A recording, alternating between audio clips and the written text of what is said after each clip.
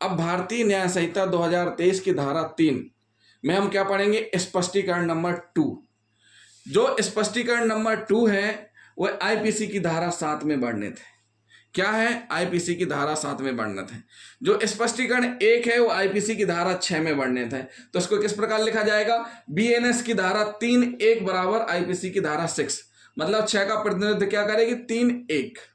इसी प्रकार स्पष्टीकरण 2 भारतीय न्याय संहिता 2023 की धारा 3 के अंतर्गत स्पष्टीकरण नंबर 2 है, वही जो 2 है वो भारतीय न्याय संहिता में धारा 7 में वर्णित है। तो क्या है 2 में?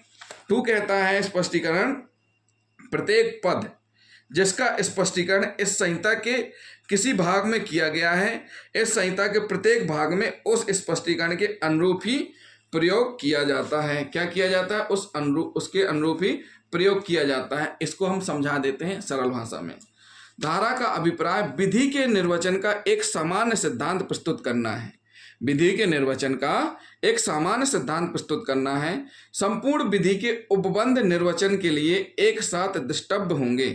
अतः जहां पर किसी पद का भाव विधि में एक स्थान पर स्पष्टीकृत कर दिया गया है तो पुनरागमन की दशा में उस पद का वही अर्थ लगाया जाएगा।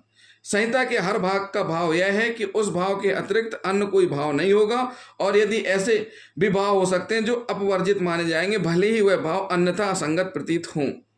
सरल शब्दों में यह कहा जा सकता है कि यदि संहिता या अधिनियम में एक ही शब्द का अनेक जगह बार बार प्रयोग किया जाता है तो साधारणतः उसका वही अर्थ होगा जो उसका प्रथम बार प्रयोग करते समय लगाया गया।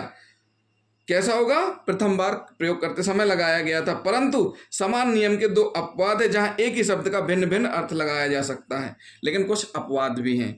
इसलिए इसमें संहिता में, अधिनियम में क्या कहा गया है कि जहां पर एक ही शब्द का अनेक जगह बार बार प्रयोग किया जाता है तो साधारणतः उसका वही अर्थ होगा जो उसका प्रथम बार प्रयोग करते समय लगाया गया था। परंतु समान नियम के अपवाद में जहां एक ही शब्द का भिन्न भिन्न अर्थ लगाया जा सकता है, इसके दो अपवाद हैं। अपवाद कौन कौन से? पहला अपवाद, यदि उस शब्द का अर्थ निश्चित, सुस्पष्ट या असंदिग्ध ना हो तो, यदि ना हो तब।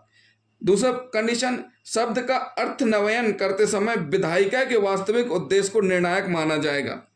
निर्वचन का यह एक सिद्धांत है कि जहां पर एक अधिनियम में कोई शब्द एक से अधिक बार आया हो तो उक्त शब्द का अभिप्राय संपूर्ण अधिनियम के परिप्रेक्ष्य में वही लगाया जाएगा जब तक कि विधायिका का आशय उक्त शब्द के संदर्भ में स्पष्ट नहीं होता है।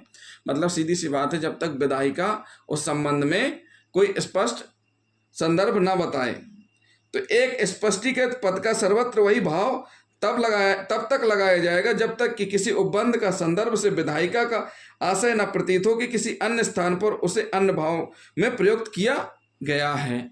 तो साथियों, ये क्या है? धारा 7 है, स्पष्टीकरण 2 है, भारतीय न्याय संहिता का स्पष्टीकरण 2 है और धारा 7 है आईपीसी की।